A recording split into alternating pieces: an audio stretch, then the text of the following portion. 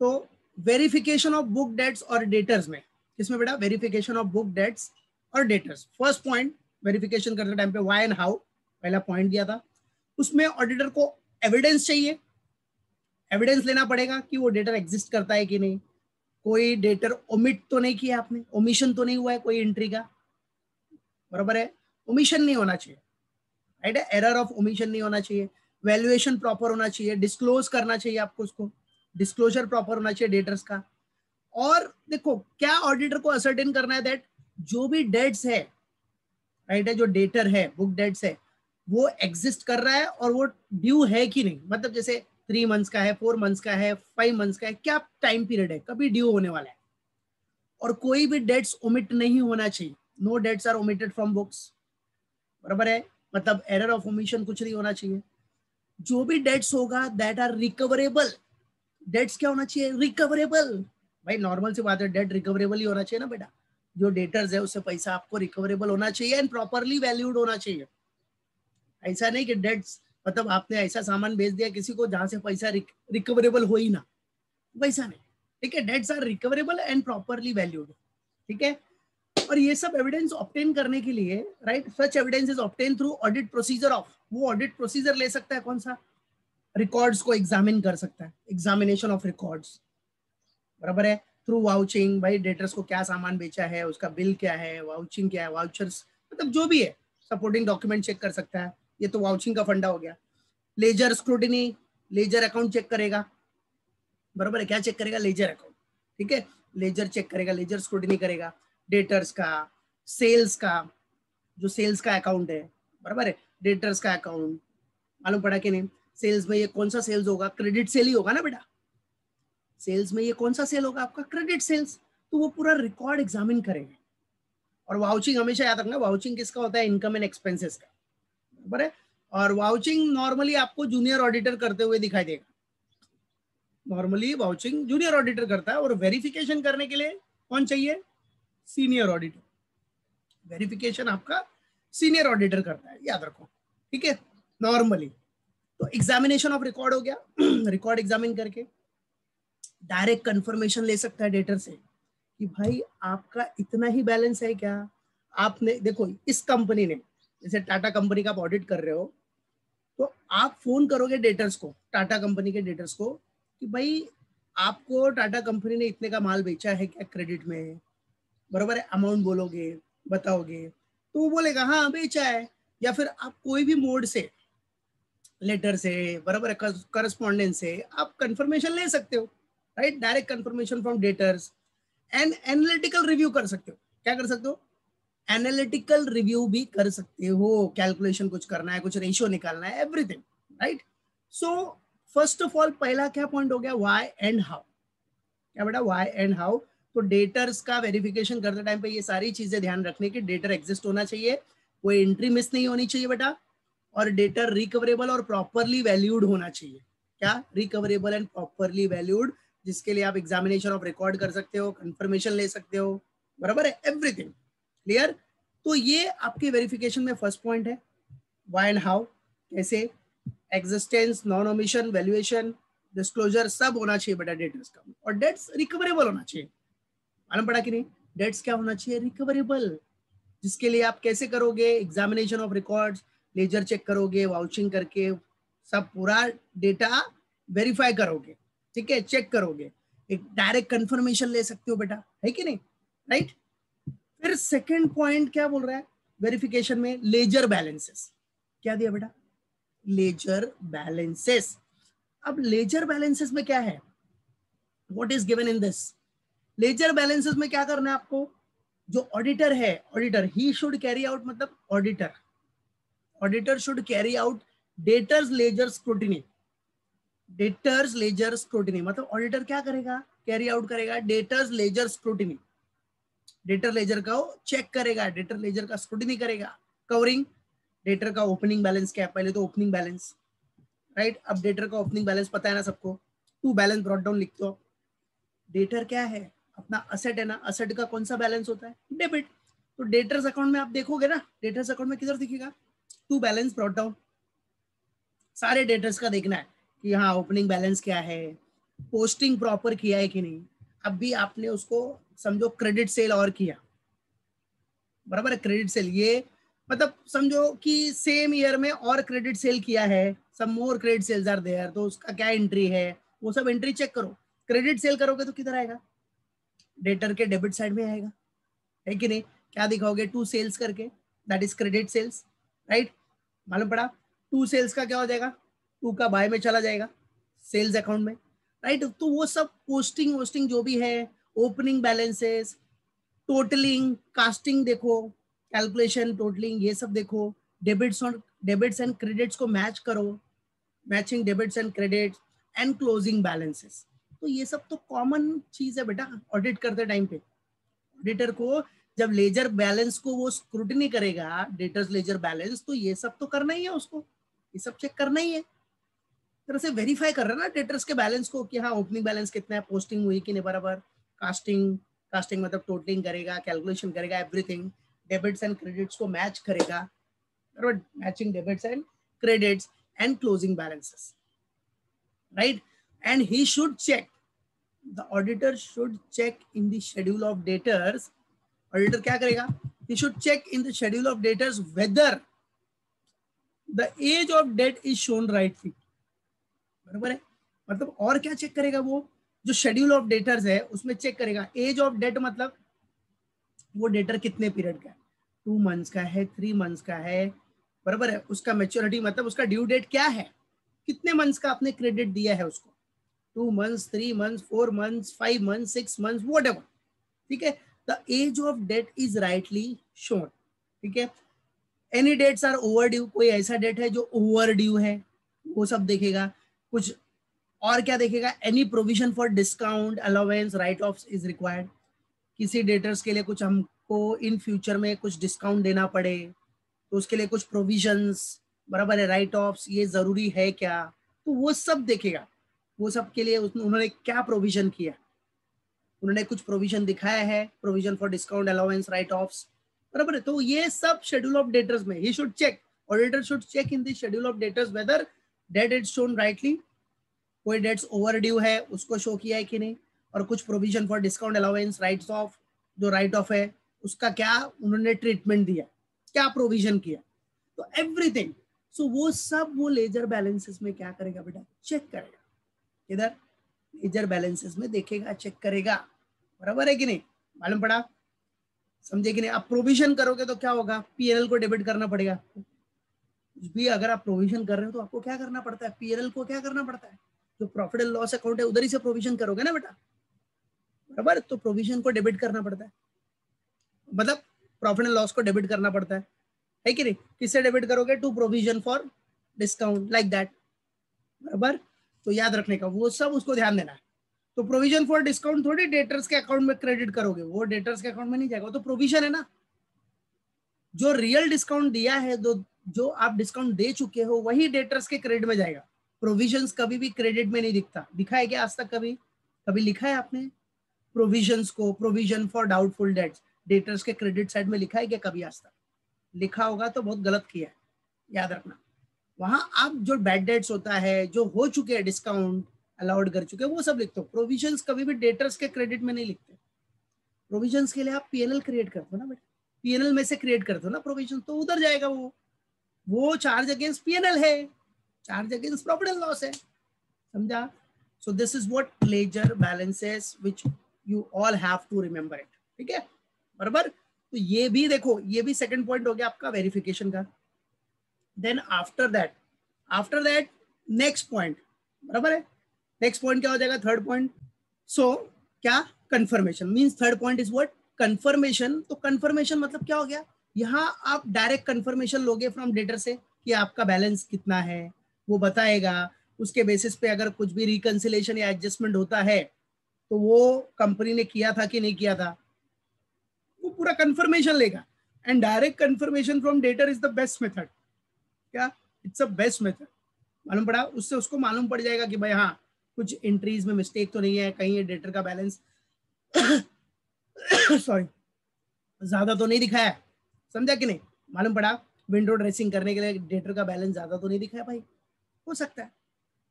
So direct confirmation is the best method, याद रखना। Verification करने के लिए direct confirmation from debtor, debtors का, बुक डेट्स का, तो उसके लिए direct confirmation from debtor is the best method of verification, याद रखो। फिर एनालिटिकल रिव्यू करेगा, क्या करेगा बेटा? Analytical review. तो एनालिटिकल रिव्यू मतलब क्या? ऑडिटर शुड कंपेयर करे। एनालिटिकल रिव्यू मतलब पूरा कैलकुलेशन है, रेशियोज है, प्रीवियस ईयर का डेटा करंट ईयर से कंपेयर करना, लाइक दैट, ठीक है। सो देखो, auditor should compare closing balances of debtors with opening balance. Auditor analytical review करेगा मतलब क्या? जो क्लोजिंग बैलेंस है अभी का डेटर्स क्या है और ओपनिंग बैलेंस कितना था डेटर्स का, वो कंपेयर करेगा। फिर debtors, right, sales for current year and previous year, फिर वही मतलब जो भी क्रेडिट सेल्स किया है आपने, बराबर है क्या बेटा? क्रेडिट सेल्स वो भी चेक करेगा कि कितना था करंट ईयर का एंड प्रीवियस ईयर का, ठीक है, मालूम पड़ा। तो ये तो ऊपर आ ही गया, closing balances of debtors with opening balance. फिर debtors sales for current year and previous year, मतलब इधर क्या, जो क्रेडिट सेल्स है वो चेक करेगा कि भाई कितना सेल्स था करंट ईयर का और प्रीवियस ईयर का। मालूम पड़ा। डेटर्स के लिए कौन सा सेल्स चाहिए अपने को? क्रेडिट सेल्स ही चाहिए ना बेटा।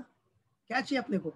For debtors we require what? Credit sales. तो क्रेडिट सेल्स भी चेक करेगा कितना सेल्स हुआ था करंट ईयर में और प्रीवियस ईयर में, समझा कि नहीं? करंट एंड प्रीवियस ईयर, याद रखना। तो एनालिटिकल रिव्यू में देख रहे हो, आपको डेटा कंपेयर कर रहा है वो, closing balance of debtors with opening balance. फिर credit sales for current year and previous year, current year में कितना क्रेडिट सेल किया है, प्रीवियस ईयर में कितना किया था, तो एक आइडिया मिलता है। वो एक एनालिटिकल रिव्यू ले सकता है कि आपका क्रेडिट सेल्स पहले से बढ़ा है क्या या पहले से कम हुआ है क्या, एवरीथिंग। तो उससे वो अपने प्रोफेशनल जजमेंट को यूज कर सकता है कि भाई एक तरह से उसको क्लिक हो जाएगा, प्रोफेशनल जजमेंट अपना यूज करेगा कि हाँ भाई कहीं कुछ एरर्स एंड फ्रॉड्स तो नहीं हुआ है, बराबर। तो ये सब एनालिटिकल रिव्यू से उसको एक आइडिया मिलता है, याद रखो हमेशा। इसको ऑडिटर को एक आइडिया मिलता है, उसका प्रोफेशनल जजमेंट है। स्केप्टिज्म तो उसको, जो प्रोफेशनल स्केप्टिज्म है तो फॉलो करना ही पड़ता है। जहां भी थोड़ा डाउट हुआ वो डायरेक्ट कंफर्मेशन करेगा, सब पूरा इंक्वायरी करेगा, फिर काम ही है उसका, बराबर है, मालूम पड़ा। क्योंकि उसको रिपोर्ट देना है, ट्रू एंड फेयर व्यू दिखा रहा है कि नहीं, वो रिपोर्ट देना है। तो उसके लिए वो जितना अपना हो सके बेस्ट ड्यूटी करता है, समझा। तो closing balance of what? Debtors with opening balance. Then क्या? सेल्स। सेल्स मतलब इधर डेटर्स का सवाल आ गया तो कौन सा sales? Credit sales. So credit sales that is sales for current year and previous year. उसके बाद एज वाइज शेड्यूल, क्या बेटा? Age wise schedule of debtors for current year with that of last year, ठीक है।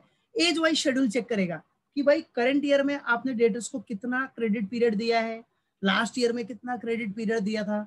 तो comparison is what very important.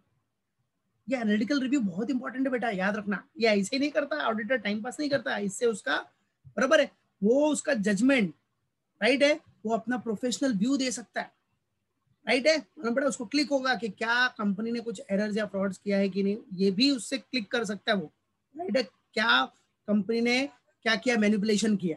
So as wise schedule is very important. As wise schedule of debtors for current year with that of last year. And ratios भी check करेगा analytical review में। Analytical review में तो पहले ही बताया मैंने, ratio भी check करना ही है बेटा। So main ratio of debtors, क्या?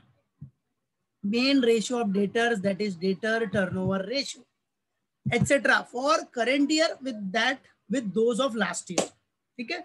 तो मेन रेशियो ऑफ व्हाट बेटा? Debtors. What? Main ratio of debtors that is debtor turnover ratio कितना है कंपनी का, बराबर है। अभी कितना है, लास्ट ईयर में कितना था, बराबर। डेटर टर्नओवर रेशियो, कितना जल्दी डेटर्स कन्वर्ट हो रहा है, राइट है। सो डेटर टर्नओवर रेशियो क्या है करंट ईयर का with those of last year, बराबर है। अब डेटर्स खाली बुक में रहेगा तो उसका क्या मतलब है? कन्वर्ट भी तो होना चाहिए, डेटर पैसा देके कन्वर्ट भी तो होना चाहिए यार, ठीक है ना। खाली डेटर्स बना रहे बस, ऐसा नहीं, राइट।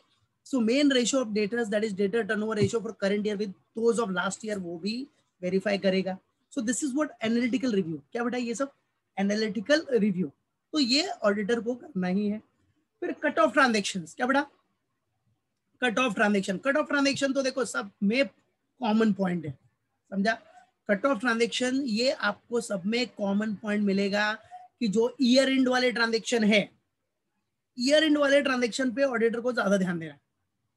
ऑडिटर को ये देखना है कि कोई अनरिकॉर्डेड डेटर्स ना हो, कोई ऐसा डेटर्स, मतलब ऐसा क्रेडिट सेल या डेटर, क्रेडिट सेल से डेटर अराइज होगा, तो ऐसा कोई एंट्री तो नहीं है जो आपने रिकॉर्ड नहीं किया है, बराबर है। कोई भी डेटर्स ओमिट नहीं होना चाहिए from the books of the concern, ठीक है। ईयर एंड पे जो भी आपने सेल्स किया है, क्रेडिट सेल्स, उसका एंट्री आपको प्रॉपर दिखाना है, वो सब रहना चाहिए। ईयर एंड ट्रांजेक्शन पे उसको ज्यादा फोकस करना है, समझा कि नहीं, क्योंकि जो भी झोल होता है वो सब ईयर एंड में ही होता है, बराबर है। अपना बैलेंस शीट पोजीशन सुधारने के लिए ईयर एंड में ज्यादा झोल करते लोग, ठीक है। तो this is what cut off transaction, क्या बेटा, कट ऑफ ट्रांजेक्शन पे भी उसको वेरीफाई करते टाइम पे ध्यान देना बेटा। सो कंफर्मेशन, एनालिटिकल रिव्यू, इस स्लाइड में क्या क्या आ गया, confirmation, analytical review and cut off transaction. Then next point, अभी देखो क्या बोल रहा है, बैड एंड डाउटफुल डेट्स, क्या, बैड एंड डाउटफुल डेट्स। तो while making a scrutiny of the debtor's account, auditor should watch for the circumstances which indicate a bad and doubtful debt. Example, the payments are always late, ये सब। तो auditor को bad and doubtful dates का भी provision check करना है कि company ने क्या प्रोविजंस किया है, और अगर लेट पेमेंट आ रहा है, जैसे कोई डेटर हमेशा लेट दे रहा है, बराबर है, तो ऐसे केस में डाउटफुल डेट्स होने के चांसेस हो सकते हैं। तो वो सब पूरा एंट्री चेक करेगा, उसका क्या प्रोविजंस है, एवरीथिंग, ठीक है। वो कौन चेक करेगा, ऑडिटर चेक करेगा, बराबर है। ऐसा कुछ सर्कमस्टेंसेस हुआ है क्या कि पेमेंट हमेशा लेट आ रहा है, तो उसके लिए आपने क्या प्रोविजंस रखा है, बराबर है। मालूम पड़ा वो पेमेंट जो लेट आ रहा है उसका एडजस्टमेंट कैसे किया है, एवरीथिंग, उसका एडजस्टमेंट किया है कि नहीं, प्रॉपरली किया है कि नहीं, एवरीथिंग, ठीक है। तो वो भी वेरीफाई करेगा। Checking summary and grouping, auditor should check the balances of the debtors ledger into the trial balance and the grouping. Auditor क्या करेगा, should check the balances of debtor ledger. भाई चेकिंग समरी एंड ग्रुपिंग मतलब क्या, जिसमें auditor को क्या करना पड़ेगा, जो भी डेटर्स लेजर्स है उनका जो बैलेंसेस है वो चेक करेगा, उसको into the trial balance and the grouping किया है कि नहीं प्रॉपरली, बराबर है, उसका ग्रुपिंग है कि नहीं। तो checking summary and grouping common point वो देखना ही है उसको। Auditor should check the balances of debtor ledger, debtor ledger किधर जाएगा, फाइनली ट्रायल बैलेंस में जाना ही है। ट्रायल बैलेंस में देखते हो ना आप, डेटर्स करके लिखा रहता है डेबिट साइड में, है कि नहीं, तो वो देखेगा, ग्रुपिंग देखेगा, प्रॉपरली ग्रुपिंग हुआ है कि नहीं, एवरीथिंग, ठीक है। सो चेकिंग समरी ग्रुपिंग। उसके बाद डिस्क्लोजर देखेगा, डिस्क्लोजर कि जो डेटर्स है, बुक डेट्स है, उसका डिस्क्लोजर आपने किया है कि नहीं, वाइड रिवाइज शेड्यूल 3 के हिसाब से। तो रिवाइज शेड्यूल 3 जो कंपनीज एक्ट है 2013 में, रिवाइज शेड्यूल 3 के हिसाब से डेटर्स को आपने प्रॉपरली क्लासिफाई किया है कि नहीं। तो डेटर्स क्लासिफाई किसमें होता है बेटा, फर्स्ट देखो ट्रेड रिसीवेबल्स, एंड सेकंड क्या है, अदर रिसीवेबल्स। ट्रेड रिसीवेबल तो पता ही है बेटा, ट्रेड रिसीवेबल में क्या क्या आता है, डेटर्स, बिल रिसीवेबल, ये सब क्या है, ट्रेड रिसीवेबल ही है ना बेटा, ठीक है। अब देखो trade receivables outstanding for a period, क्या, trade receivable outstanding for a period exceeding 6 months from the date they are due for payment should be separately stated. मतलब जो भी ट्रेड रिसीवेबल है अगर 6 महीने के ऊपर बाकी है, 6 महीने के ऊपर का ड्यू डेट है, तो उसको आपने सेपरेटली डिस्क्लोज किया है कि नहीं, वो भी चेक करेगा। हाँ, तो एक्सीडिंग 6 months, कोई अगर डेटर्स, कोई ट्रेड रिसीवेबल अगर 6 महीने के ऊपर है तो उसको सेपरेटली डिस्क्लोज करना है। और जो भी ट्रेड रिसीवेबल्स है वो सब क्लासीफाई होना चाहिए, सब क्लासीफाई होना चाहिए किसमें, सिक्योर्ड कंसिडर्ड गुड, मतलब वो डेटर्स हमारा सिक्योर्ड है, और कंसिडर्ड गुड मतलब वो इजीली रिकवरेबल है, बराबर है, सिक्योरिटी भी है। अनसिक्योर्ड कंसिडर्ड गुड, बराबर है, पहला secured considered good, second unsecured, unsecured मतलब no security, unsecured considered good. और थर्ड वन क्या है, डाउटफुल, ये डाउटफुल है कि मिल सकता है या नहीं मिल सकता है, बराबर है। तो secured, considered good, unsecured considered good और डाउटफुल, इसमें ट्रेड रिसीवेबल्स को क्या करना है आपको, शैल, ट्रेड रिसीवेबल शैल बी सब क्लासिफाइड है, secured considered good, unsecured considered good and doubtful. और फाइनली ये सब चेक करना है कि ऐसा हुआ है कि नहीं। और फाइनली क्या, मैनेजमेंट का certificate, means the auditor should obtain a written certificate. Auditor क्या लेगा, रिटन सर्टिफिकेट लेगा, किससे बेटा, मैनेजमेंट से, किससे, मैनेजमेंट से, regarding what, regarding the what recoverability of debtors and their proper classification in the balance sheet. ठीक है, तो मैनेजमेंट सर्टिफिकेट भी लेगा, मतलब auditor should obtain a written certificate, auditor written certificate लेगा मैनेजमेंट से रिगार्डिंग रिकवरेबिलिटी ऑफ डेटर्स। आप debtors की रिकवरेबिलिटी के लिए क्या कर रहे हो, उसका प्रॉपर क्लासिफिकेशन किया है कि नहीं आपने बैलेंस शीट में। जैसे यहाँ ऊपर देखा ना आपने, trade receivables considered good, secured considered good, unsecured considered good, doubtful. जो 6 महीने के ऊपर के डेटर्स है उसको सेपरेटली डिस्क्लोज करना, मिक्स मत कर दो उसमें। 6 मंथ्स के अंदर वाले वो अलग से दिखाओ, 6 मंथ्स के ऊपर जिसका ड्यू डेट है उसको अलग से दिखाओ, सेपरेटली डिस्क्लोज करो। तो दैट इज वाई ये सारे क्या बेटा पॉइंट्स वेरी इंपॉर्टेंट है व्हाइल डूइंग द वेरिफिकेशन, याद रखना, समझा। तो वेरिफिकेशन के टाइम पे ये सारे पॉइंट्स आपको फॉलो करने हैं। मालूम पड़ गया कौन कौन सा पॉइंट आ गया, एक बार पॉइंट फटाफट बोल दो। क्या पॉइंट था पहला, why and how, second ledger balance, third confirmation, fourth analytical review, fifth cut off transactions, sixth bad and doubtful debts, seventh checking summary and grouping, eighth disclosure, ninth management certificate। क्या बेटा, management certificate. तो ये सारे points आपके mind में fix होने चाहिए। Okay,